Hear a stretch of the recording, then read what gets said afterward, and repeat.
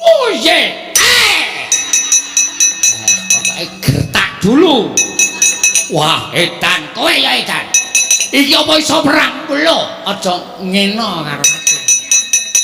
Tanganku kemlawe ngene iki tiba ning Samura sikar dadi loro. Aja dunta. Wah, kowe wangi-wangi bendaramu mati ora iso.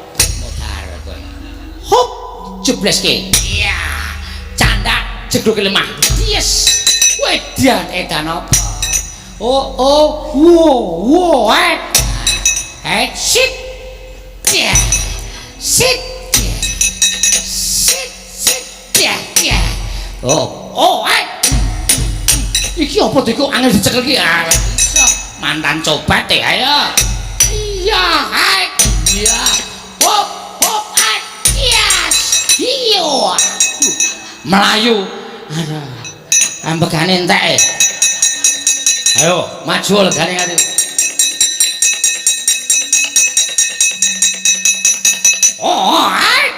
Ya. Candak sejuluke cek mati dereng aku kowe. Ampun to ndasku. Tak kira watu watu cengelmu kowe. Kuwi menthong ki. Ana wong nonton disaut dikeprokke. Nyatane ratune semaput to. Mampun ora. Ganti kowe kok. Aduh mati aku. Aja mlayu. Waduh, uyu. Wela, andang lemu. Iki adine. Wah, tak kira nek andang lemu. Adine nolo gareng ayo. Ya, iki cah ampuh ora mengendahi nduk. Kakangmu mau sing cilik mau endahi nduk. Aku sing ora endah, wong gedhen awak. Modar iya. Hoi. Dian gampang mempenggani. Terus wah aku seneng delok kowe. Wait, ayo. What? Loh, double ya men. Tenang gong. Tenang piye wis rada mumet e. Madya.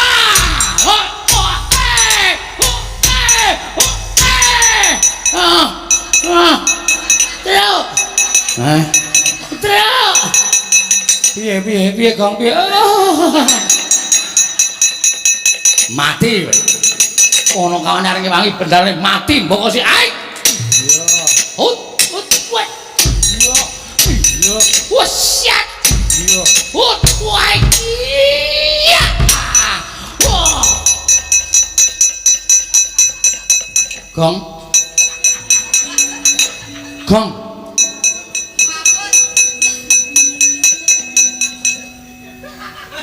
Gong ora ambegan.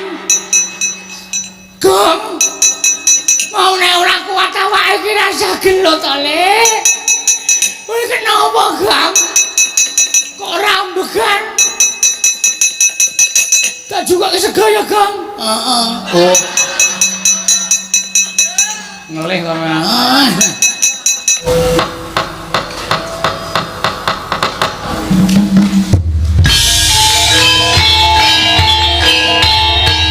Dilanjutkan pagelaran wayang kulit semalam suntuk oleh Ki Dalang Seno Nugroho. Selamat menyaksikan.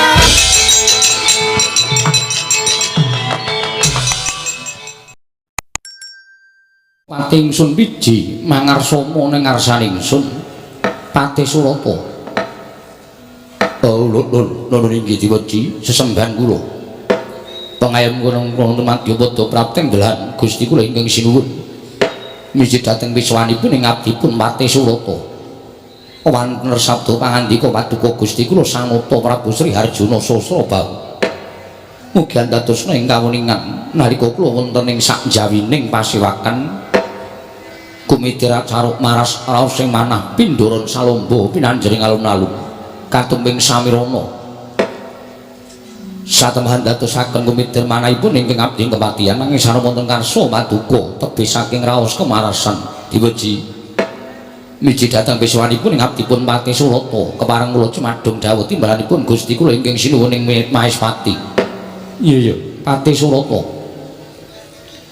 kadiparan nanggone ringsun percaya minangka dadi badal wakil ingsun Maranata tata rakiting negara ing Maespati Pati Surata Gusti sesembahan kula pengayoman kula wonten ing Madyapada prapting delahan menawi paduka ndang bab tata rakiting praja sadaya mboten badhe angujiwani para kawula sami sayek seka kaptyakar ngrinusa bangsa tuwi negaring Maespati medhaipun para abdi prajurit mboten kendhat anggenipun sami gegladen ulah kridaning aprang sawanci-wanci praja paduka katemping marang muka mboten badhe anggepok kanca paduka Gusti kula ingkang sinuwun abdi kepatihan remuka sawurna putung sumangga kabandhemna diwaji sembahan kula Pati Surata akarya bombong tiasingsun ora liwat pakaryan ing utama tindakna slawase lan kaprayogakna anggone ro ngadhem ngarsaning ingsun Pati Surata sampun boten mirang bragi wiswanipun ing abdi kepatihan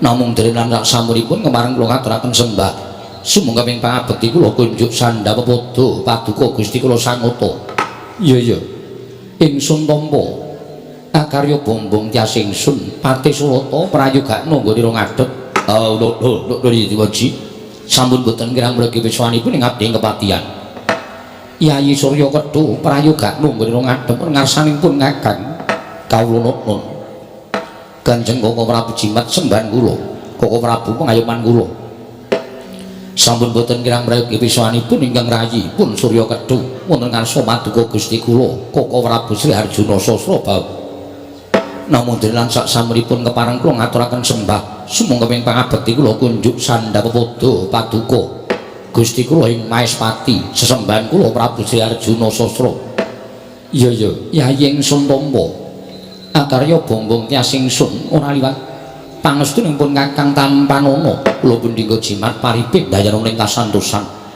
prayogakna nggone ro ngadhep ana ngarsanipun Kakang Yayi sampun boten kirang prayogi wiswanipun ingkang rayi pun Surya Kedhu mangarsa mangersa paduka Kanjeng Koko Prabu ing Maespati Yayi Kalingga Prana prayogakna nggone ro ngadhep ngarsanipun Kakang Yayi Kalingga Prana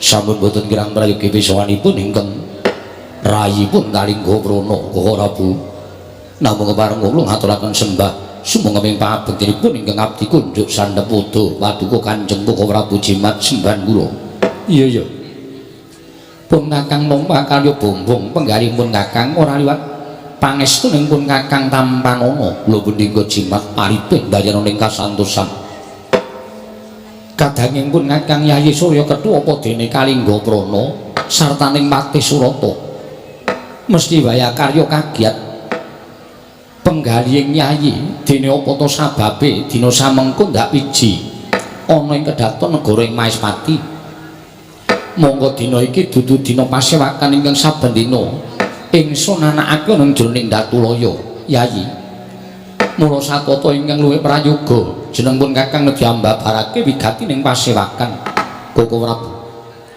sumangga anggen kula ngabiyantura ngersa paduka Koko Prabu mboten wonten gumana musik salebeting manahipun ingkang rayi kejawi kula nampi kewajiban saking paduka Kanjeng Koko Prabu mugi kepareng ana handhawuh ana supados ingkang rayi mlampahi ingkang tebih saha ambeta ingkang barang ingkang awrat kula nedya mastuti dhateng sabda utama paduka Kanjeng Koko Prabu Jimat sembahan kula senajan ingkang rayipun Kalingga Prana semantun ugi mboten wonten ingkang kula gegadang kejawi namung midhangetaken sabda pangandika paduka Kanjeng Koko Prabu mila kepareng sak mangke kula aturi ambabarana ingkang rayipun Kalingga Prana kula nedya nganglungaken jangga nilingaken karna mastuti sabda utama paduka Kanjeng Koko Prabu ing Maespati sesembahan kula Kanjeng Koko Prabu Sri Harjuna Sasrabau sinuwun Andra ingkang puspita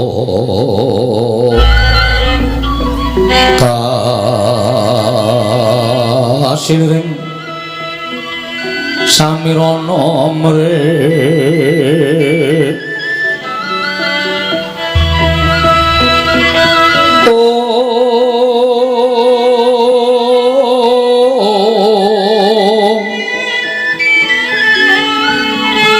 sekar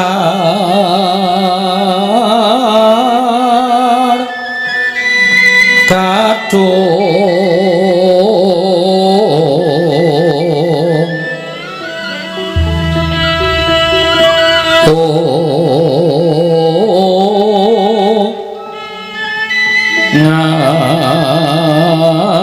ngas gandanyo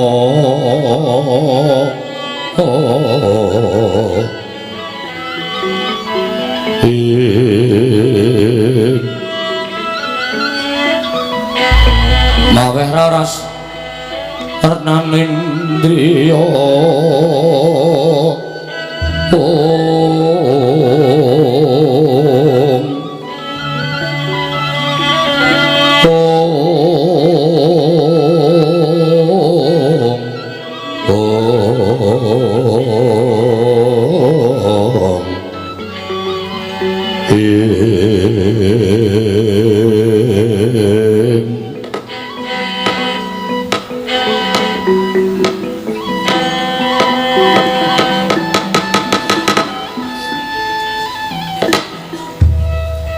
apa dene Kalinggar Prana sartaning Patih Surata jenenge ingsun nganake pepanggihaning para kadang Sespati sayekti ora ngrembug perkara negara Maespati ternyatane negara Maespati wis katon ayem tentrem lir ing sambikala akeh sanggihaning para kawula ingkang padha urip kebak ing karukunan ora ana ingkang padha regejekan satemah kawowohan ngangkat marang kalindraning ingsun nalindra ing Maespati Prabu Sri Harjuna Sasrabau kabeh mau katandha nggone wegi lan wasis kadang-kadang kumranata sagung para kawula sartane nindakake marang parentahing nalindra menapa sampun paduka dawuhaken badhe kula candhi nggo jimat Koko Prabu nggih menapa sampun paduka dawuhaken badhe kula candhi nggo jimat Koko Prabu Patih Surata wonten timbalan ingsun nedha nrima dene sira Patih Surata ingkang tansah bisa minangka dadi wrangkanata ingkang becik ketitik krana Patih Surata ingkang tansah dadi lantaran pangandikaning nalindra ing Maespati satemah kawasa manata sagung para kawula dasih Patih Surata menawi sampun paduka dawuhaken estunipun ingkang rabdi namung nindakaken kewajiban supados sak mangke mboten kalepatan wonten ngarsa paduka Gusti kula sanata. Iya Patih Surata. Dene ingkang wigati angka 2. Yayi Surya Kethu apa dene Kalingga Prana. Ngerti yo. Lamun jenenge ingsun nganakake parapatan sayekti nalika dina ingkang kepungkur nalindra ing Maespati Prabu Sri Harjuna Sasra nampa nawala saka negara ing Magadha tananalya kejaba mung saka Sang Prabu Citrasena dene surasaning nawala bareng ingsun surasa urut sawiji-wiji tulis ing mapan jroning nawala sinuwun Prabu Citrasena ing Magadha nyuwun senjata pitulung tumbak kenceng kelawan nalindra ing Maespati krana pokal gawening nalindra 1000 negara ingkang bebasan angepung wakul baya mangap negara ing Magadha disababake Prabu Darma Wisesa ing minangka dadi tetuangganing nalindra 1000 negara kepingin anggayuh Dewi Citrawati kadange werda nalindra ing Magadha Prabu Citrasena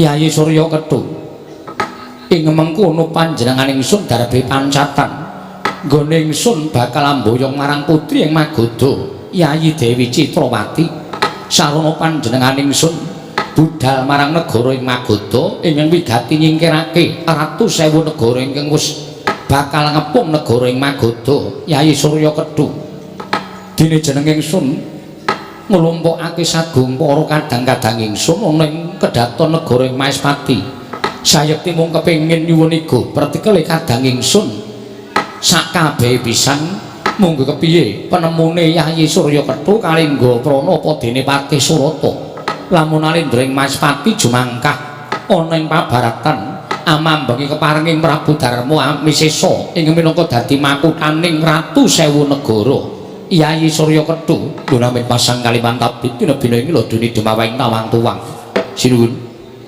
boten nampa kula badhe angremehaken dhateng paduka Gusti kula sanata miwah agengipun kula badhe angias dhateng kekiyatanipun pepundhen kula Prabu Sri Arjuna Sasra menika babar pisan boten. Namung menapa inggih sanget dipun perlokaken paduka mandhap saking dampar tumuli tedhak wonten negari Magoda. Jernyatanipun Punggawa Mahespati menika kathah sanget ingkang pantes minangka duta paduka mangrurah Nalindra Sewu negari ingkang ngepung negari Magoda.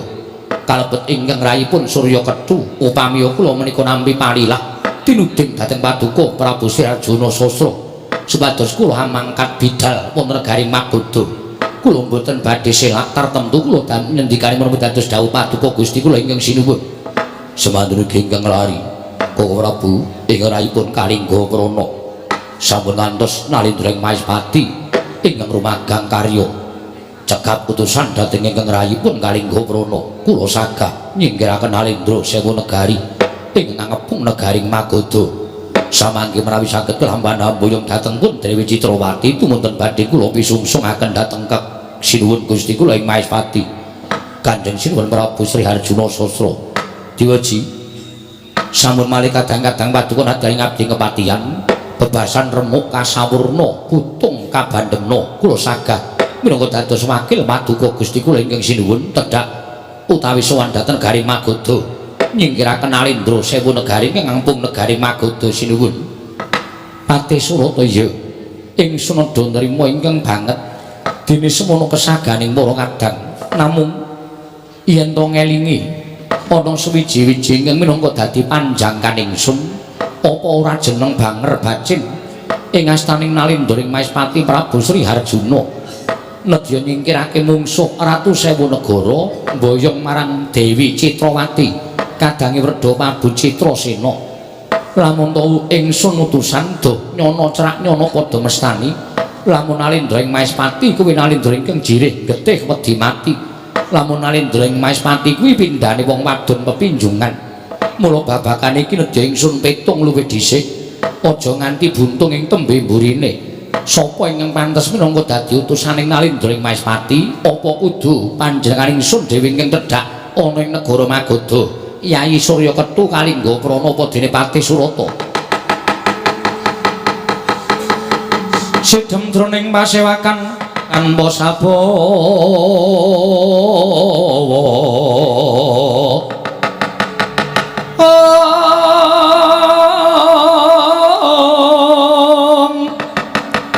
Nalindra marwa sing sang Katri gumulung mangrembak ing wadya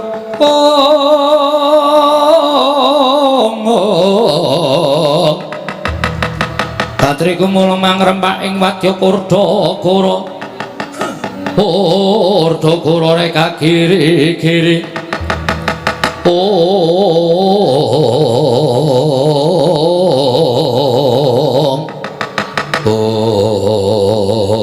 dadya kendel pangandikan Sang Prabu Sri Arjuna Sasra nalika semanten duwe midhangetaken gegering jaba samyana raosan kumalisik yen ta ana sawijining satra ingkang ngalampah tapa bebe wonten madyaning satengahing ringin kurung negaring Mahespati dadosaken hura kang samya mangarsa marsaning Sang Nata Prabu Sri Arjuna tumuli sigra cukak Sang Nata paring sasmita kalan Patih Surata aniji pisawanipun nem-neman ingkang nglampah tapa bebe madyaning kalon-alon negaring Mahespati tanggaping gati Patih Surata sigra mabuka medal Sang Mas Prabu Sri Arjuna Sasra bau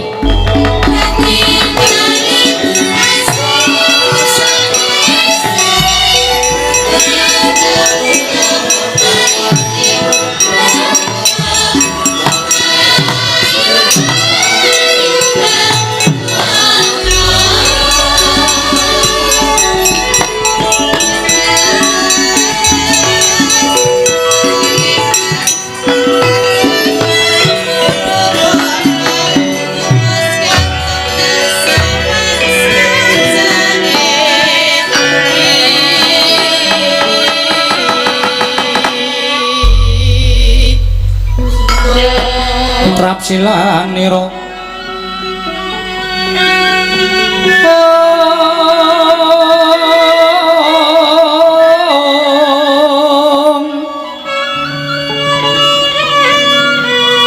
ngacamaken astanira kalih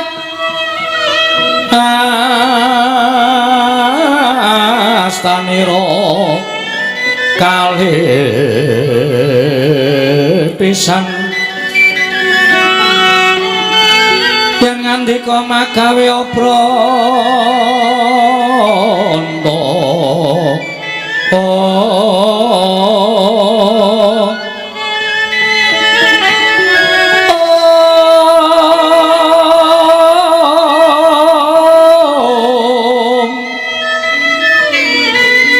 yen ngandika magawe obranta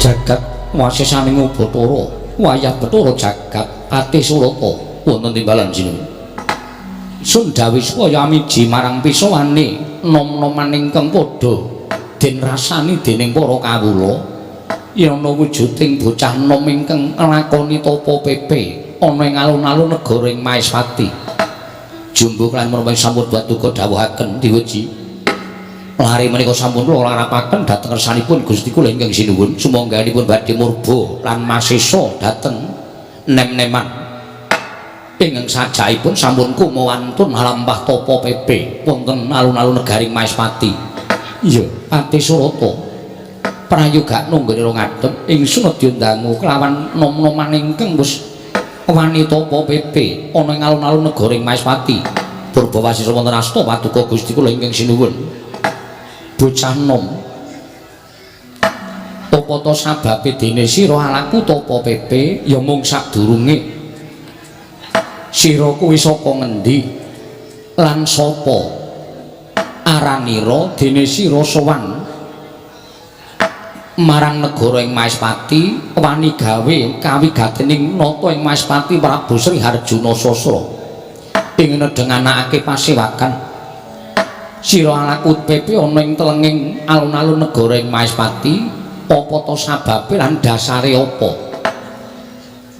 nunamit pasang kalimang tabi tinebina ing lodoni dumawahing tawang tuwang sinuwun dosa menapa ing badhe kula sandhang kula mboten badhe swala jersak mangke kula sampun andang kalpatan dene kula wantun lampah tapa pepe wonten alun-alun negaring Maespati satemah paduka Gusti kula sanata amiji pisowanipun ingkang abdi inggih krana menika ingkang kula antu-antu sinuwun mengkono kasinggihan mekaten yen to pancen ingkang dadi niat sira sowan ana ing ngarsaning Nalindra ing Maespati sira kuwi sapa nami kula pun Bambang Sumantri aranmu Bambang Sumantri kasinggihan mekaten wingking saking pertapan Jati Sarana atmajanipun Begawan Suwandagni sira mburi saka pertapan Jati Sarana atmajaning pendhita aran Resi Suwandagni kasinggihan mekaten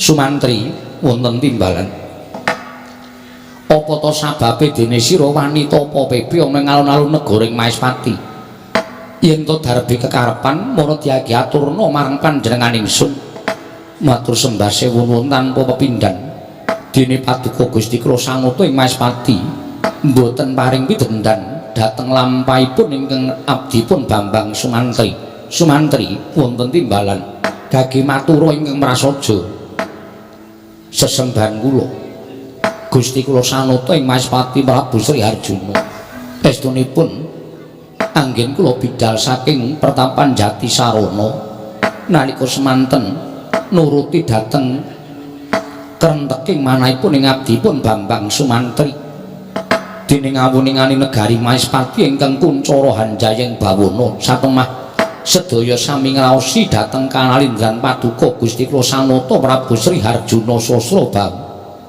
tumunten tuwuh ideping tekad kepengin sanget kula menika suwita wonten ngersa paduka Gusti kula sanata mboten ketang dipun dadosaken juru pelados miwah kula juru pengangsu tuwin alitipun kula dipun dadosaken abdi ingkang badhe kula wentah dhateng titian paduka kula mboten badhe suwala syukur bagi sinuwun sowan kula ngersa paduka Sang Nata Prabu Sri Harjana Sastra menika kala wau kula kadhawuhan supados dados peranganipun prajurit ingkang kapacakaken wonten ing Rana Madyalaga karana mboten ketang sekedhik ingkang abdipun Bambang Sumantri menika sampun kinantenan kaprawiran tuwin kasekten ingkang sakmangke sageta kinaryosa nanggen kula suwita dhateng paduka Gusti kula Sang Nata Prabu Sri Harjana Sasrabau sageta tinampi dados abdi prajurit negari ing Maespati sinuwun Prabu Sri Harjana Sasrabau kagatri sang kapirangu rinangkul kinempit kambit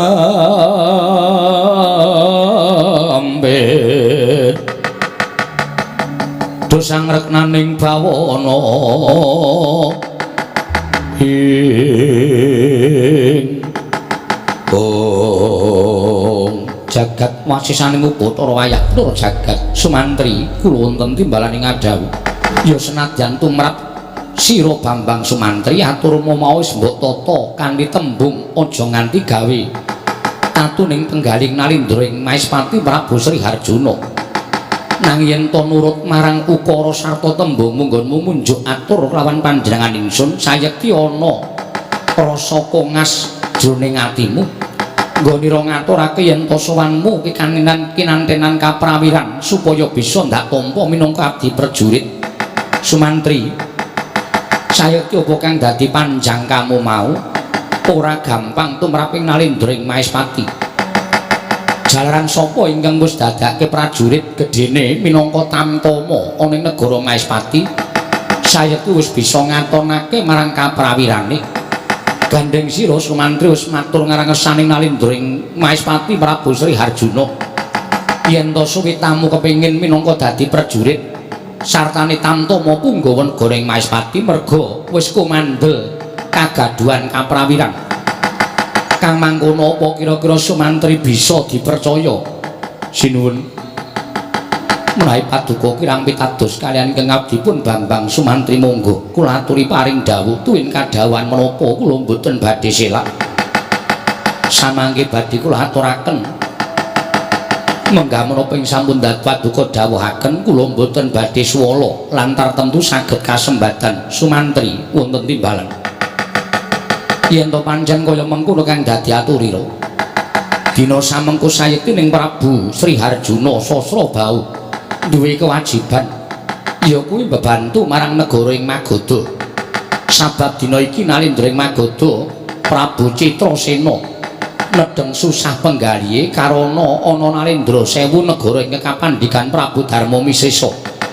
ingkang bakal nyuwun marang Dewi Citrawati Sumantri kula wonten paring adhawuh mara sira ndak utus minangka dadi badal wakiling nalindra ing Maespati Prabu Sri Harjana budhal marang negara ing Magadha ingsun njaluk sira nyingkirna ya kuwi nalindra 1000 negara luwih-luwih lamun bisa telukna ratu 1000 negara ing kapandikan Prabu Darma Misesa yen sira isa nelukake nalindra 1000 negara sarta amboyong Dewi Citrawati ana ing ngarsaning Prabu Sri Harjana Sasrabau ingsun bakal maringi pangkat derajat minangka tamtama lan punggawa negara ing Maespati nanging wanti-wanti ningsun mara gage gatekna nggonira ngundurake prajurit sarta nalindra 1000 negara mau nggunakna tetembungan ngluruk tanpa bala menang tanpa ngasorake liripun kados pundi sinuwun dene paduka paring dawuh ing mekaten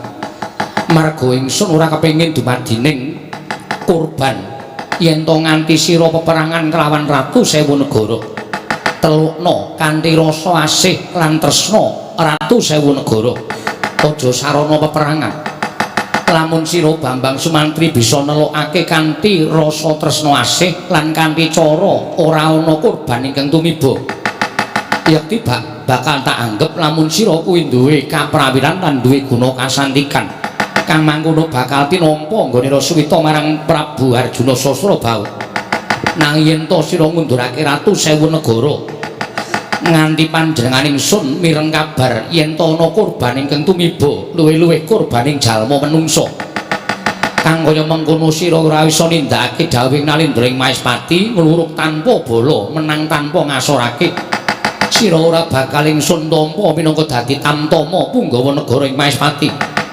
Sumantri mung kuwi kang dadi dawuh ingsun sira nyuwun apa mara gage matur marang panjenengan ingsun Bambang Sumantri sinuwun Prabu Arjuna sesembahan kula pengayoman kula wonten ing Madyapada prapting delahan gandeng sampun terwaca dawuh paduka estunipun kula mboten badhe nyuwun bebono menapa kemawon jer kula ngrumaosi nedhengipun badhe suwita ngersa paduka Gusti kula ingkang sinuwun menapa ing sampun kula dawuhaken badhe kula estokaken dinten sakmangke kula nyuwun pamit madal pasilan bidal dhateng negari Magoda ngestu padha dawuhipun Gusti kula ingkang sinuwun Prabu Sri Harjuna Sasrabau tembung ngluruk tanpa bala menang tanpa ngasorake aja nganti sira langgar lamun sira nerak pacak nerajang perbatang pewaling Nalindra Maespati aja takon dosa luwih-luwih ora kelakon ngunduraku sewu negara Sumantri sowan ana ing negara Maespati ora bakal tak tampa minangka dadi Punggawa Maespati nanging kurang-kurang bejane tak tugel janggamu dene sawijining abdi sarta dene ana sawijining kawula Maespati ingkang mung isa gunem nanging tanpa guna isa nyembadani sarta semago ingkang datanpa bukti nuwun inggih ngestaken dawuh Lilanana kula nyuwun pamit madal pasilan sing ati-ati aja kaya bocah cilik Bambang Sumantri nuwun ngestaken dawuh sinuwun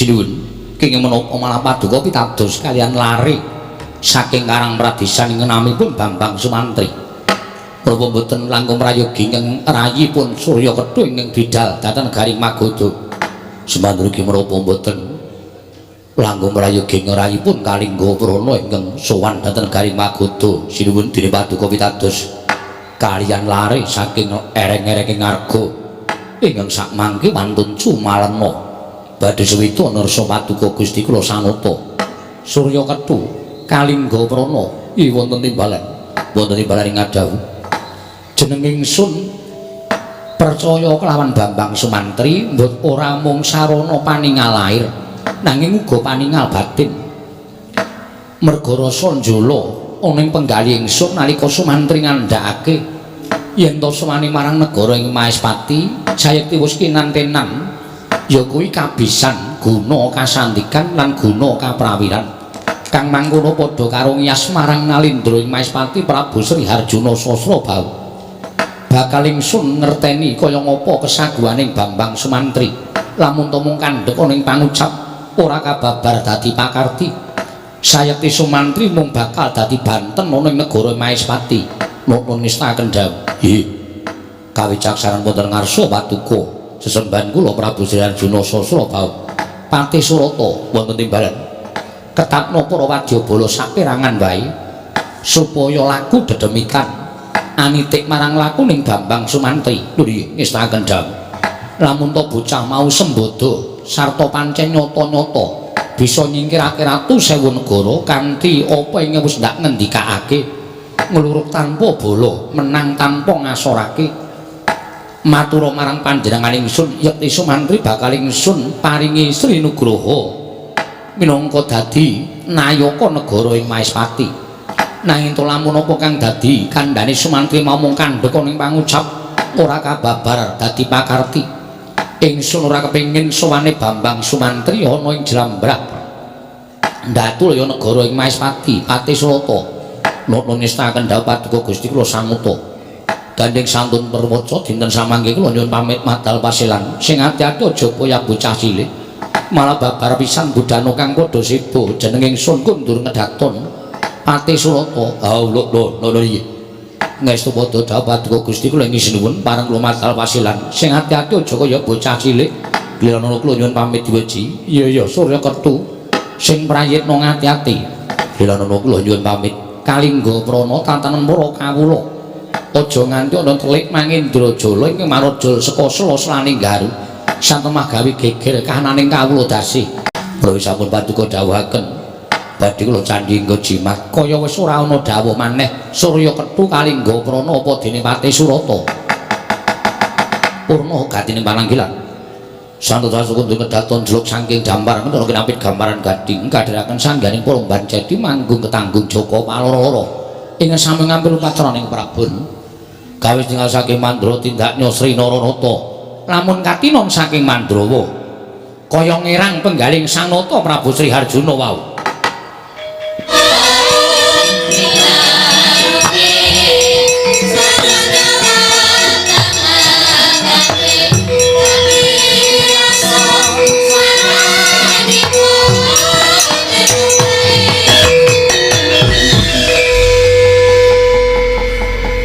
Kakang Semar kula Ndara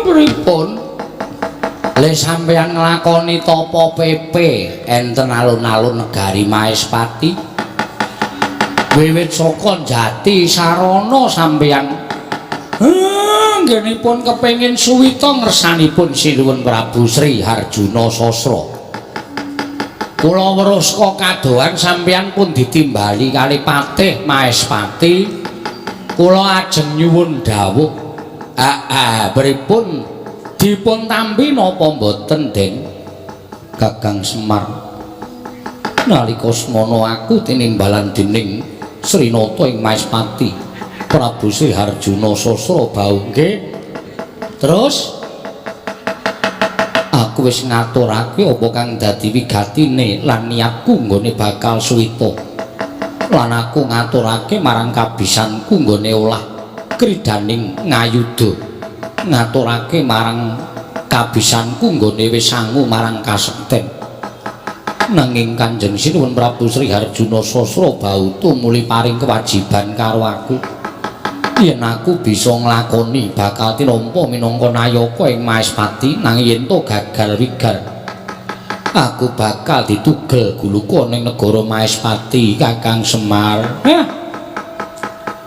kula rampun matur to Ndara suwita nalendra menika mboten gampang wedaling atur sampeyan menika kudu nganggo ukara sing ditata aja nganti nyocok penggalihe panjenengane sampeyan ngaturake bab kabisan olah kridaning ayuda ya kasekten sampeyan teng ngarepe ratu kok sampeyan pamer kasekten niku pripun mula ya ora aneh tumuli sinuwun Prabu Sri Harjuna paring kewajiban karo sampeyan niku merga sampeyan wis pamer kabisan ngersaning sinuwun Prabu Sri Harjuna aja kesusu mula sabab atur sampeyan sing kados mengaten menika kala wau menika mangke manah pandhakwanipun sinuwun Prabu Sri Harjuna panjenengan sinengguh wong sing seneng pamer seneng kesusu selak dingerteni kabisan sampeyan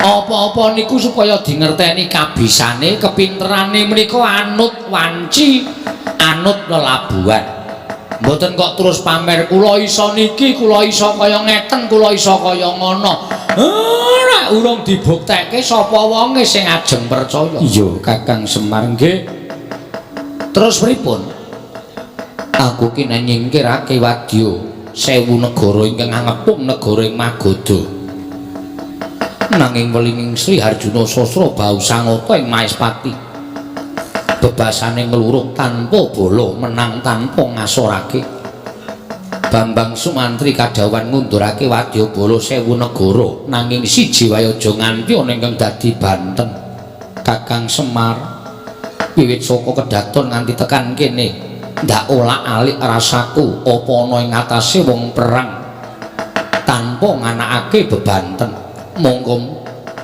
utamaning wong perang mono petungane mung siji mati loro mukti. Sing mati ya bakal tekaning pati, sing mukti bakal menang jroning peperangan.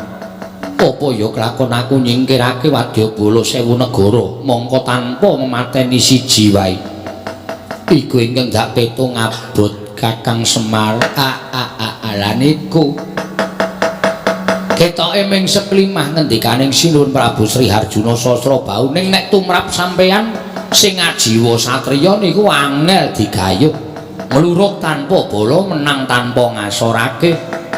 Niku tembung ketoke ming sepele nek dilakoni pancen angel. Lho. Padha karo jajan ora mbayar ya, Tru. Nembung tanpa ngucapke menune. Oh. Mangan tanpa sendok. Rampung tanpa mbayar kuwi ya angel. Kuwi jenenge utang. Ayo. Bener kok. Nek ya tembuke Sinuwun Prabu Sri Harjuna Sasrabau ya jero banget, jero. Mula Ndara Sumantri mula bingung penggalihe. Aku kudu kepiye, Kakang? Yen to kateman aku ora bisa ngundurake Nalindra 1000 negara baliku marang Maespati. Mesti nandhang sastra wirang gedhe-gedhene aku bakal ditugel gulune dening Prabu Sri Harjuna Sasrabau. Mula Kakang ndak rewangi utawa ndak suwun rewang nglawan Bambang Sumantri ngiguke perkara iki, Kyai Semar.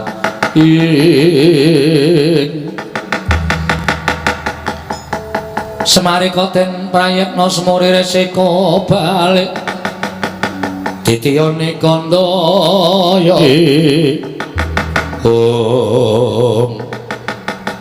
ucap kateton semanten bingung penggaling Sang Bambang Sumantri nalika semanten tampi dawuhipun Sang Prabu Sri Harjuna Sasra kireng ngundurake Nalindra 1000 negara ingkang ngepung garing Magoda parandening mangke jroning bingung kedadak ingkang niyup saking Dirgantara nenggih kadang tarunane Bambang Sumantri nenggih Bambang Sukasarana. Ya Bambang Sukasarana nalika semanten ingkang dipun tilar dening Bambang Sumantri wonten ing pertapan Jatisarana. Sumusul ingkang raka temya saking Dirgantara kagiat kaudrakasan Bambang Sumantri mulat ingkang rayi Bambang Sukasarana.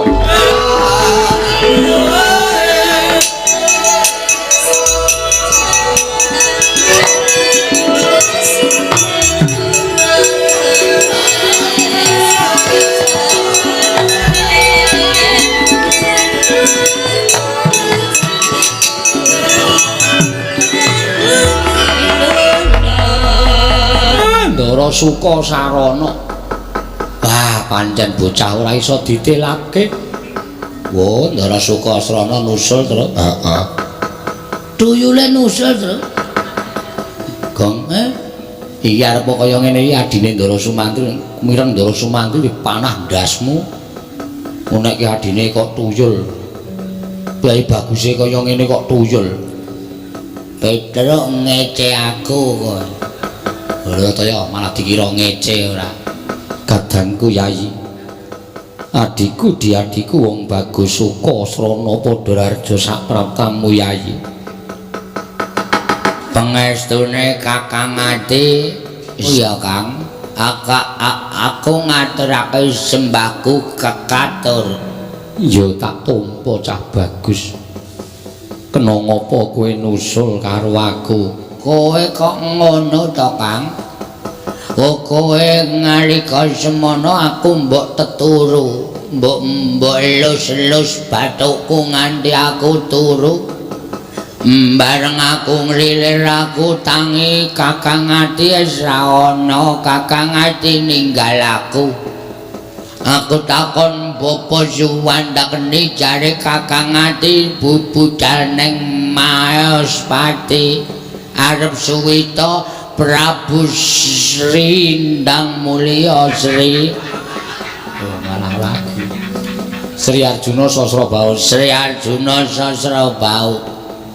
Mula aku terus nusul mrene Kakang Ati kowe ora tresna karo aku. Monggo aku tresna karo kowe lho Kakang ati lakon dadi kowe ora sayang karo aku. Sukasrana aku ya mung aja nganti ngribeti lakune kadangmu. Mula kowe tumuli tak tinggal. Aku njaluk ngapura ya Sukasrana.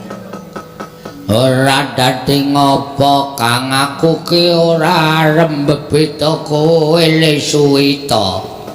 Nek kowe isin duwe adi aku engko tak ora ngetok Kang aku ora apa-apa ning aku ora ado-ado karo kowe Kang aku ora iso nek kon ado karo Kakang Ati. Iya Yayi. Aku ora bakal ninggal kelawan si Adi. Temenanan ya Kang. Iya. Ora apusi aku to Kang. Ora cah bagus. Wong rupane kaya ngene kok tresnando kakangne luar biasa ya, Tru. Ah iya. Nusul mrene kok. Ah iya. Kakangne bagus kok adine kaya Tata Uwak kaya ngene. Sukasarana ya Kiswan. Ah iya. Kakangne Kakang Mantri iki bagus ya ora jamak kok. Adine letek kaya ngono. Ya men ning ampuh. Ya ampuh pil karo Ndara Sukasrana. Kowe kok katon sedih to Kang ora kaya biasane akeh ngendikane. Kowe apa ora ditampa lek dadi nayaka Mamaespati Kang? Ora perkara kuwi Sukasrana. Lala piye? Aku nampa dawuhing Prabu Sri Harjuna Sasrabau. Heeh. Kosik Sukasrana ngenteni mburi kelir lereng le omong-omongan sik. Keseron banter banget. Lala iki do mepet kelir kok Kang. Gek do omong-omongan perkara gawean dadi aku malah kisruh pikirku. Iya Sukasrana piye ngendikaning Prabu Sri Harjuna. Aku kon ngundurke Ratu Sewu negara kang ngepung negara Magoda. Lah kene meng kaya ngono. Kok kowe kok bingung wong Kakang Ati iki seseti mandraguna. Kakang Ati iki digdaya. Kok perkara mundurke Ratu Sewu negara we bingung. Ana tembung ingkang gawe bingung pikirku. Tetembunge piye? Sumantri kuwi ngundurke mungsuh bebasan luruk tanpa bolo, menang tanpa ngasorake. Mongko ora entuk gawe pepati ratu siji wae sewu negara kang tekaning pati. Kepiye nggonku bakal tumandang Sukasrana. Mula sok neki ngejak adine ya Kang. Iya. Lah aku kita jake ora tau arep meridu uripmu Kang. Iya. Arep kaya ngene iki aku sithik akeh iso tetulung Kakang Ati. Iya Sukasrana. Wis saiki kowe mangkat to. Mangkat nendi? Magoda no. Aku ketemu Ratu Sewu negara. Lah iya.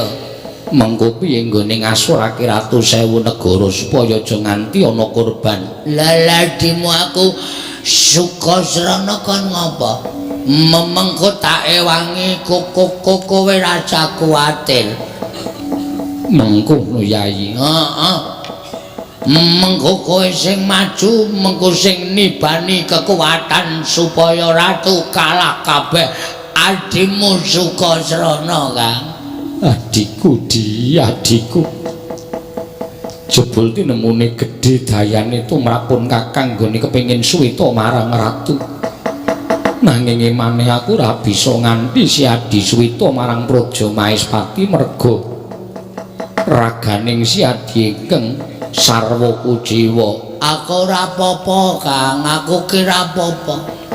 kowe dadi nayaka aku mung dadi wong lumrah ngene iki aku ora masalah kok Kang sing penting kakangku iso dadi nayaka Maespati aku nyawang sampean mukti wae aku wis seneng kok Kang memelas ya Gom ana lho buta apike kaya ngene kakange pengen dadi nayaka Maespati dheweke ora iso dadi nayaka Maespati ming cukup nyawang rasane wis seneng ning ming siji syaratnya aja nganti ditinggal. Aku aja tak tinggal ya. Ora. Pokoke aku karo kowe, Tru. Pokoke kowe rekoso aku mukti. Lho. Aku sang kuwi jenenge ora sebaya muti sebaya mati. Ngucak enake dhewe yen ngono aku tak mangkat ning Magoda. Aku ngawat-awati kowe saka Dirgantara ya Kang. Engko nek ana apa-apa mbatina aku teko wis aku teko Kang ngewangi kowe. Iya Sukasrana adhiku cah bagus.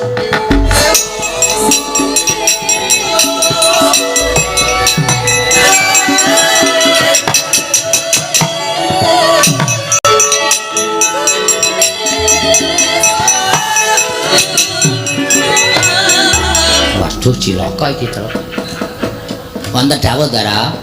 Engko kowe sing ngajani Kakang Ati ninggal aku ada. Kowe sing ngajani soale aku ngerti sipate wong matane kira iki. Lho Semar Endo masalah. Lunga sithik. Mboten nggih sumpah mboten. Mripat wira kompak. Apa meneh hatimu kon kompak karo cangkemmu. Nek nganti ngajari Kakang Ati ninggal aku titenono kok cokot. Waduh. Mboten. Sapa sing ngajani? Sing bisik-bisik wau Petruk. Ngono kowe minggat Petruk kon maju. Timbali Satpol PP. Gareng yo isa-isane nibake perkara ning aku to ya. Petruk kowe sing ngajani Kakang Ati ndasmu njeblok kowe. Sing entuk nyeluk Kakang Ati ki mung aku, kowe aja melu Kakang Ati anu Ndara Sumantri. Kula wau ben mesakake ngrayi. Terus Ndara Sumantri Petruk, aku kudu tega karo adhiku yen ora ngono ora bakal ditampa dadi nayaka Maespati. Yakin sumpah. Kowe wani sumpah? Wani? Nek nganti ngapusi kowe kere selawase urip. Ora sasumpahe wis kere. Kok dadak kere selawase urip ora. Nan la sing aja-aja sapa sing mboten seneng kali sampean niku. Mboten seneng kali sampean. Engko maju rene. Kang apa? Untuk sangu. Gareng entuk sangu, aku entuk sangu kali kowe. Piye, Mas? Cangkeme basa. Apik aku karo kowe. Kok kon basa, apik aku dengkulmu melacat. Arep apik kowe kon nyepatani bisu selawase urip. Sing apik nek ngomong. Sampeyan iku ketok elek nek ngomong nyata. Nyemelangi ora. Kelingan ora, arep njaluk pitik aku wingi kae. Aja niku tak senengi, engko sore mati gong, mati tenan. Wah, wong bentuke kaya pring petung ngene kok. Kowe sing ngajani Kakang Ati kon ninggal aku. Oh, ora. Yakin aku ora ngajani. Anggeme ngece aku. Kejem tenan iki. Potol Ponokawan nang anggere mengko ngajani Kakang Ati titenono. Kekonangan aku tak sepatani kabeh ora iso ketembangan. Aduh. Wah ora iso ra payu iki nah. Titenono wis kono nusura gareng karo Petruk. Aku sing tak curigai ke kowe sing tersangkane. tunggu pembalasanku. Kira ngece kowe ya. Gimana? Ndara Suwandak niki kagungan putra kowe kok aneh-aneh sing siji bagus Raja Mas sing siji kaya ngene. Aneh kowe ya wis pasti kok. Ora rasane aku ndandang kono kowe minggat kono aku tak nusul Kakang Atike. Ku anggere ninggal aku titenono. Kakang Ati, Kakang aku neng Dirgandara ya Kang nek ana apa-apa batina jenenge adimu. Sesuka sarana aku mesti teka Kang, mesti teka.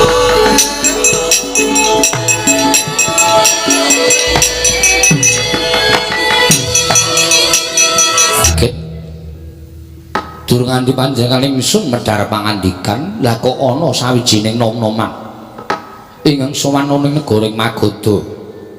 Bocah nom padha kanjeng sak praptanira ana ngarsaning ingsun. Lan kowe kuwi sapa? Dene tanpa tinimbalan wani munggah ning datul ya negara Magoda. Nunamit pasang kaliman tabi pinebine kula dene dumawaing tawang tuwang sinuwun. Menawi paduka dangu kaliyan kula. Kula menika wingking saking pertapan Jati Sarana. Ing sudi mestani dhateng kula pun Bambang Sumantri. Wondene sowan kula menika dados pengawakaning Nalindra Maespati Prabu Sri Harjuna Sasrabau. Lho. Dadi pengawakaning Nalindra Maespati Sinuwun Prabu Harjuna Sasrabau kasinggihan mekaten. Mugi dados ning kawuningan sinuwun. Nalika semanten Prabu Sri Harjuna paring dawuh kaliyan ngabdipun Bambang Sumantri. Bilih nampi nawala saking paduka Gusti kula Sinuwun Prabu Citrasena ing Magoda. Bilih negari Magoda ki nepung wakul binaya mangap Nalindra sewu negari ingkang badhe ngayunaken ingkang inggih menika pepundhen kula ing Magoda pun Dewi Citrawati. Tumuli Sinuwun Prabu Sri Harjuna utusan kaliyan ngabdipun Bambang Sumantri kula ingkang dados pengawakaning Nalindra Maespati. Kewajiban anundung dhateng Nalindra sewu negari miwah sak mangke ana tepi sayembara paduka Gusti kula Sanata. Sinten ingkang saged nyinggiraken Nalindra sewu negari badhe pikantuk triman inggih menika putri saking negari Magoda Gusti Ayu Citrawati. Menapa ing sampun dipun dawuhaken Prabu Sri Harjuna menika kala wau tumunten kula istakaken.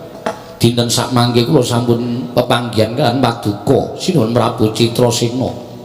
Kula ingkang badhe nyinggiraken Nalindra sewu negari ingkang ngepung negari Magoda. Namung kemawon langkung prayogi menawi kula nyuwun diparilah paduka Sinuwun Prabu Citrasena ing Magoda Gusti kula Sinuwun Prabu Citrasena. Kagatrisang kapirang urinangkul kinempit kempit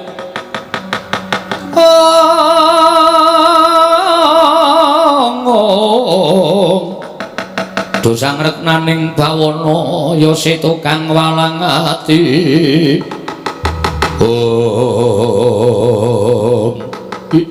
jagat dewa Bathara. Selagine akeh para Nalindra ingkang padha ngleboni sayembara wae ora keduga mingkirake Ratu Sewu Negara. Para satra ingkang kondhang sekti kalintang jayaning perang kabeh gagar wigar tanantuk karya. Dewa dene Sirasa Malana ngatonake kesaguhanmu minangka wakiling Prabu Sri Harjuna Sasra. Sumantri Patembaya ing Magoda ora pilih-pilih. Sapa ingkang nyingkirake Ratu Sewu Negara keduga mboyong lan Mbak Yuku Kakang Mbok Ayu Citrawati.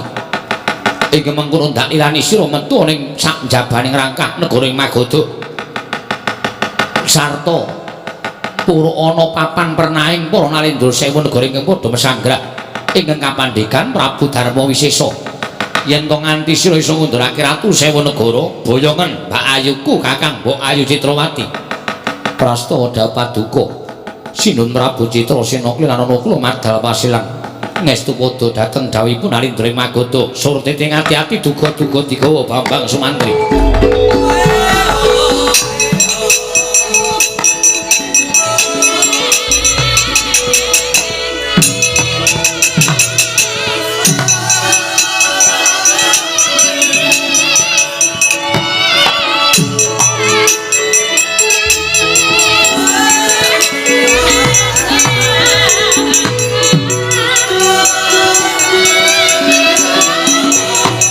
Sena nom-noman ingkang ngasali saka gunung Jati Sarana minangka wakiling anak Prabu Sri Harjuna Sastra ingkang tumuli bakal ngleboni sayembara. Iya. Mara coba tontonan kaya ngapa krigane Bambang Sumantri mengestaken dawuh nyuwun pamit madhal masilan sinuwun Prabu Citrasena.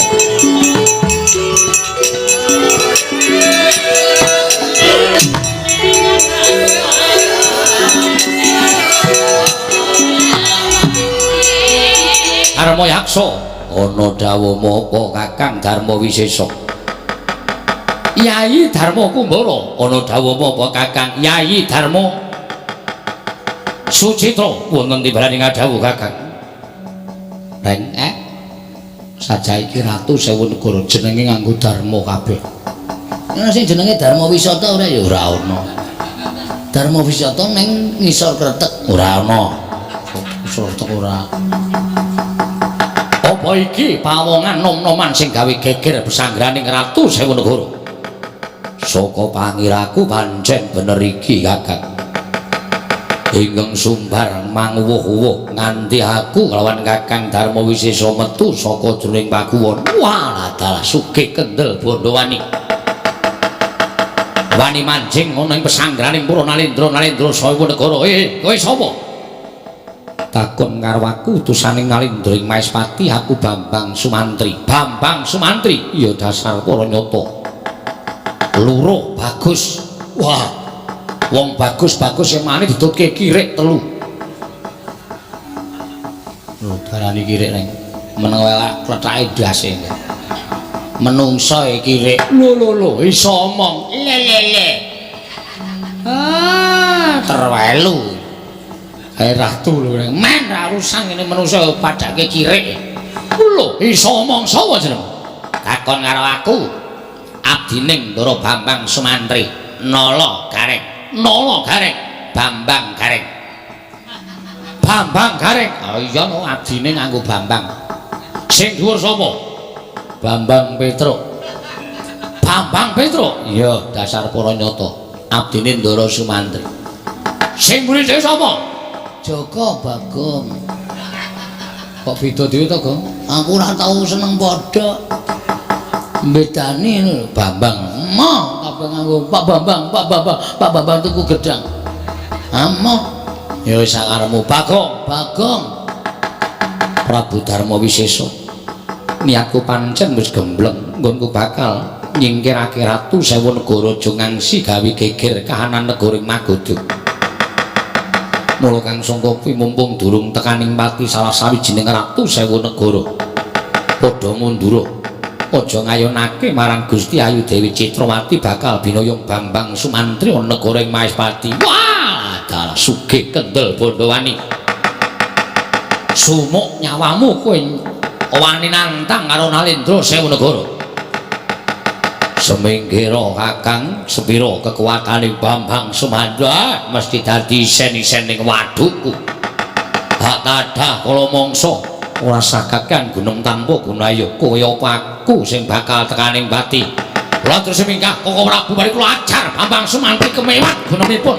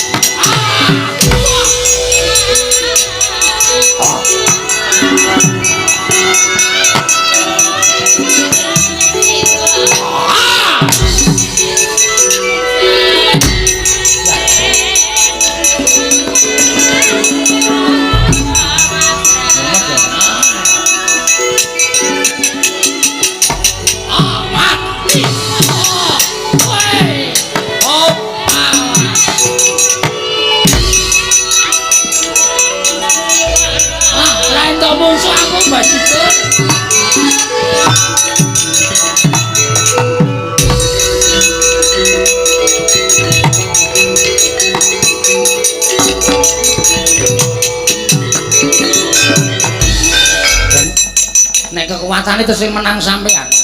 Wong nyatane ratu sing sepisan wau mangantem nggon sirah. Plodak. Kula krungu saking ngriki. Iya Petro. Candak saya jebleske lemah. Terus semaput dadi royongan. Ini kekuatane terus menang sampeyan. Ning perkara kae. Amerika 1000 negara pirang-pirang kalah siji maju loro, kalah loro maju telu. Petro, non mbok nek ngerti bendarane ngene iki diwangi. Ora mengkakean cangkem. Ana kok nyeritake, wah aku ora butuh cerita. Sing dadi nyatane. Ora gelem nyambut gawe. Nanti reng, lho aku ki abdi setiae. Tonton kekuatanku. Nek mati lho neng, mati kok wis. Nowo garing ati-ati nggih, ampun kuwatir. Nek ming mungsuh ratu Oh ye. Pokoke gertak dulu. Wah, edan kowe ya edan. Iki apa iso perang lho? Aja ngena karo aku. Tanganku kemlawe ngene iki tiba ning siramu ra sikar dadi loro. Aja duna. Wah, kowe warni-wangi bendaramu mati ora iso. Modar kowe. Hop, jebleske. Iya. Candak jedhuke lemah. Yes. Wedan edan apa? Wo, sit. Ya. Sit. Ya. Iki apa diku angel dicekel ki? Iso. Mantan cobat ayo. Iya, iya. Hop, yes. Iyo. Melayu. Ayo, maju legane ati.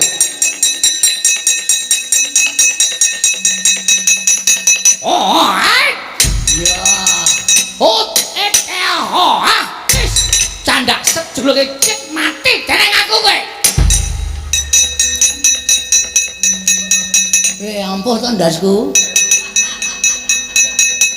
Tak kira watu watu cengelmu kowe. Kuwi menthong ki. Ana wong nonton disaut dikeprokke.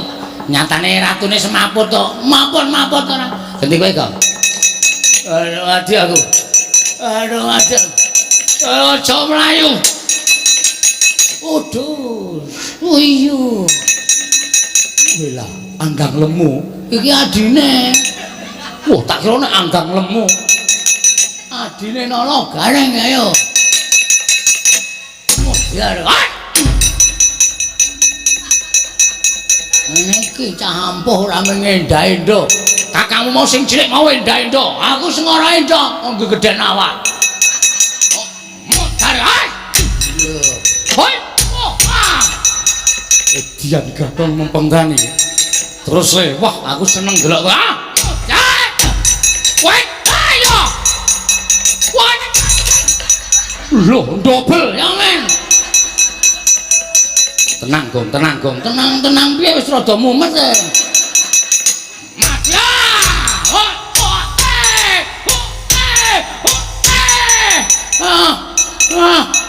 Truk. Truk. Piye gong piye? Mati kowe. Ono kawane areng wangi bendane mati mbok sik ae.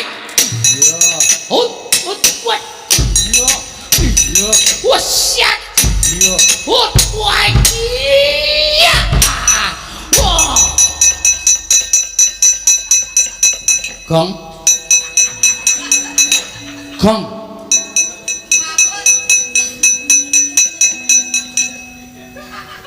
Gong ora ambegan. Gong. Mau nek ora kuat awake iki rasa gelo to, Le. Kowe kenapa, Gong? Kok ora ambegan? Tak juga kesegaya, Gong. Heeh. Oh. Ngelih sampean. Perang karo madang iki mumet to. Ning karo tangi, karo tangi. Kowe jan gleneng tenan oke tenan.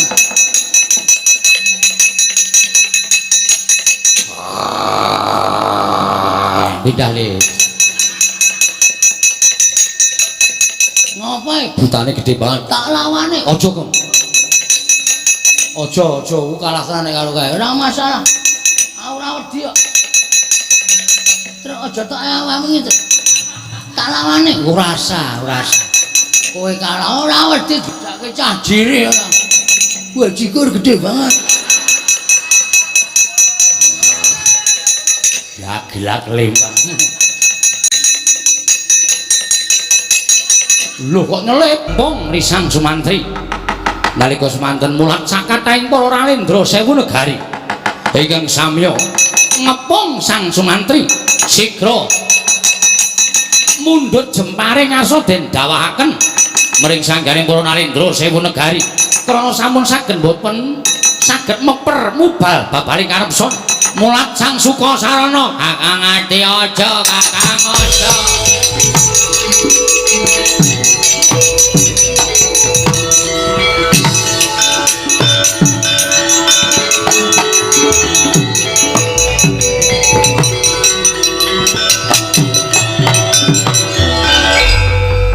Aku ra wis omong to, Kang. Ora ngeluruk tanpa bala menang tanpa ngasorake iki aja nganggo pusaka nek kowe ngetokke jejem-jem Nganggere kleru aku bandem ngrikil. jemparing engko kowe bakal mateni karo Ratu Sewu Negara. Adikku diadiku Sukasarana. Pun Kakang bingung kudu kepiye Yayi. Engko kowe ra wis tak kandhani to nek kowe bingung kowe mbatina aku. Lala kowe kok ora mbatin aku kok kowe arep nglimpekke aku meneh ya Kang. Ora Yayi ya mung pun Kakang lali. Arep ngopo ora ya? Bingung kok kowe ngadeka nang kene wae. Mengko sing nibake daya kemandan aku. Ratu Sewu Negara kae do tak gawene lumpuh mergo saka adimu. Kuwi tenan cah bagus. Iya Kang, mosok aku menipu. Mergo srawung ro kowe kae. Basa Inggrisnya ya tak kandhani soalé. Ha iya menipu ki apa? Masa aku ngapusi karo kowe ora Kang, aku gak ngapusi. Lek nang mburimu kok kowe rasa wedi ngene ana ratu teko sing nibani kekuatan aku Kang. Adikku diadiku.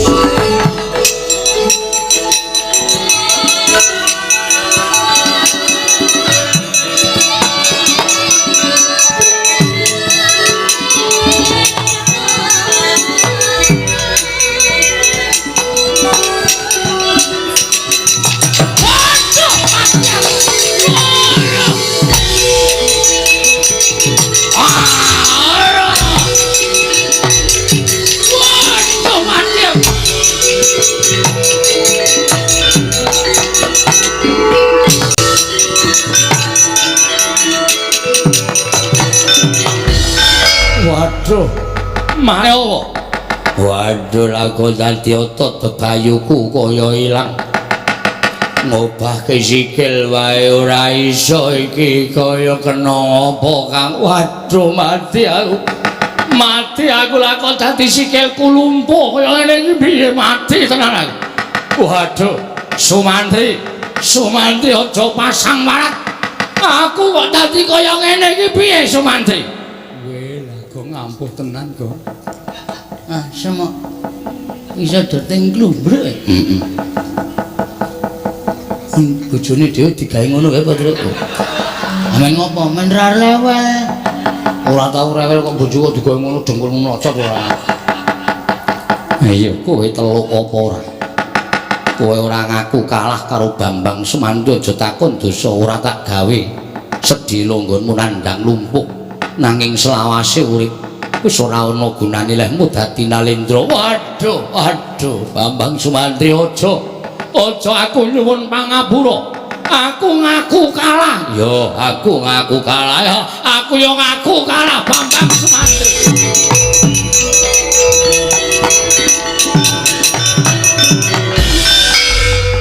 apa buktine lamun Prabu sepisan kula mboten badhe wantun kaliyan Raden Sumantri angka kalih kula ngaturaken tandha yektos menawi kula kawon inggih Raden kula kinandhang teluk kaliyan panjenengan kula ngaturaken putri Damas cacah 800 mugi samangke kula aturi mboyo lan dados kukupanipun Raden Sumantri nggih Bambang Sumantri iso tak cekel ingkang dadi gunemamu Prabu Darma Wisesa mboten sabab saking menapa nyatanipun kula sampun matur bilih kula sampun tobat nambanipun Raden Sumantri yen pancen kowe wis nendang tobat saperangan wadya balamu Ratu Sewu Negara kon lunga saka negara Magoda bali marang papane dhewe-dhewe dene pandhiganing Ratu Sewu Negara Prabu Darma Wisesa ndak kanthi sowan marang ngersaning Prabu Citrasena matura yen pancen kowe wis kalah karo Bambang Sumantri kanthi mengkono ana seksine Prabu Citrasena ngerti lamun Ratu Sewu Negara wis bisa dikalahake dening Bambang Sumantri iye kula nderek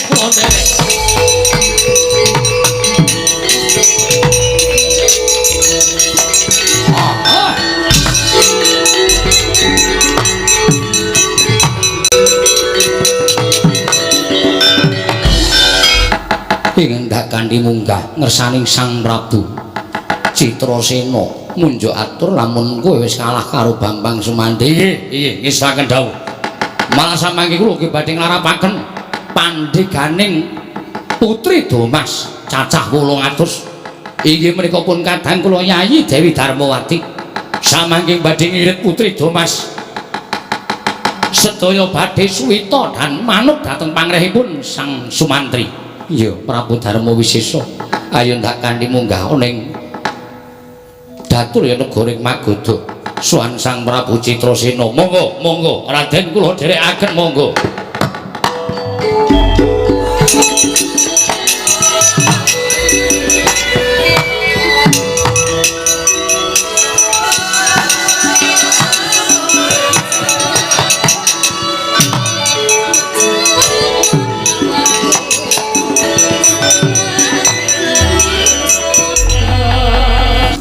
Lalaku seneng Adra aku seneng pakaryane kakangku Kakang Ati wis bisa paripurna untuk kok duwe adi kaya sampeyan lha iya aku ki sayang karo Kakang Ati Dra nggih kula yo nekseni pun jenengan sakniki ndelik riyin Kang Raka men sowan sinuwun Magoda mengkene iso ngukup putri Damas kalih boyong Dewi Citrawati sampeyan aja ngetok-ngetok mengko ndak Kang Raka gagol atine. Lah iya aku tandele ya, Tru. Nggih. Sampeyan beto duit mboten? Piye? Sampeyan duwe duit mboten? Kula nyilih sik. Mungkin nek pun Kang Raka pun sukses kula tembunge kula balekke. Koko aku wis ra percaya karo cangkemmu. Mudar. Sapa-sapa kok disili, Tru. Kene rong rampu kedhuk kana, kandhane rampu kedhuk kene. Arep urip model piye kowe carane? Cangkemmu kok ora. Ya mun ndelik rika. Ya aku titip Kakang Ati ya, Tru. Nggih, kula awat-awatane pun ampun kuwati.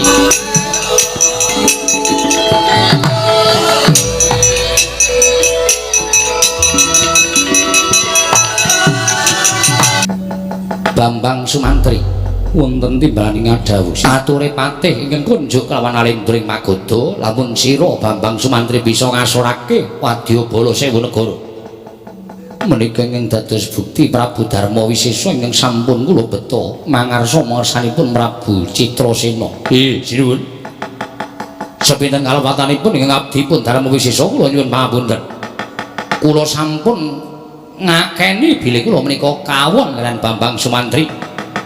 Mila samangke kula badhe ngaturaken inggih menika tandha anggen kula sampun kawon kaliyan Bambang Sumantri tumunten Raden Sumantri kula caosi inggih menika bebingah wujudipun putri Damas cacah 800 ing kapandhikan rayi kula pun Darmawati.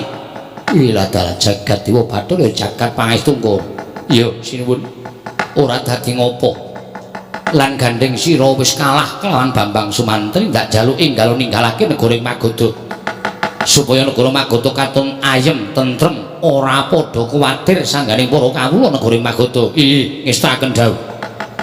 Namung semantena kula ugi badhe anake dhateng menapa ing sampun paduka ngendikaken. Menawi kula saged ngunduraken Alindra Sewu negari saking negari Magoda, kula kedah amboyong dhateng ingkang Mbakyu inggih menika pun Gusti kula Gusti Ayu inggih menika Citrawati. Sinuwun kados pundi menggah pangandika paduka ingkang sampun kapireng dening jagat menika diweji. Narendra Martatama Manggakurda kota kaping. Kakang Ayu. Ana dawuh menapa Yayi? Yayi Citrasena. Jumbuh lan menapa sampun kula aturaken dinten sak mangke sampun boten saged silak malih. Bilih Kakang Mbok Ayu badhe kaboyong sowan dhateng negaring Maspati kinersakaken Alindra ing Maspati Prabu Sri Harjuna Sasra. Ora bakal gawe tetel kang Alindraning adiku Prabu Citrasena. Apa ing wis didhawuhake dening Yayi Prabu Mbakyu mung sak derma ndederek Yayi Prabu. Alah dalah menawi ngaten. Samangke paduka Kakang Mbak Ayu Citrawati kula aturi nderek tindakipun Bambang Sumantri kaboyong dhateng negari Maespati. Yen to pancen mengkono aku ya mung sagut. Ya mung muga-muga sapungkurku saka negara ing Magoda Yayi Prabu enggal entuk tetimbangan ya Yayi Prabu. Mangke menawi Raden Sumantri menika sampun boten ginakaken putri Dumas ingkang cacah 800. Samangke kula badhe palakrama anut dawuhipun Kakang Mbok Ayu Citrawati. Banget ndadekake bombong atiku. Ingkang mengkono aku nyuwun pamit Yayi Prabu. Sembah kula ngendharaken jengkar paduka. Sumantri wonten dawuh Gusti Ayu. Ayo derekno aku. Praptana ing negara Maespati Sumantri. Sawawi Gusti Ayu kula derekaken sinuwun kula nyuwun pamit ya. Sing ati-ati aja kaya dicati Bambang Sumantri.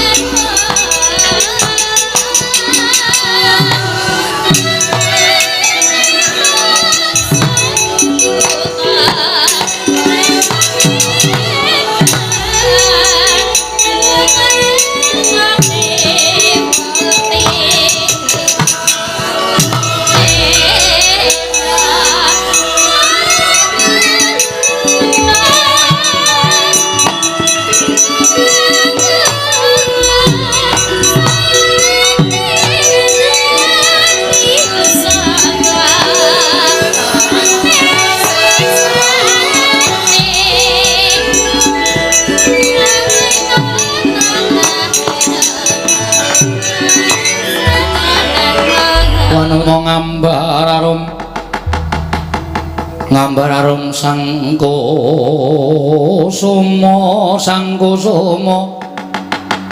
gembrang-gembrang yen ngandika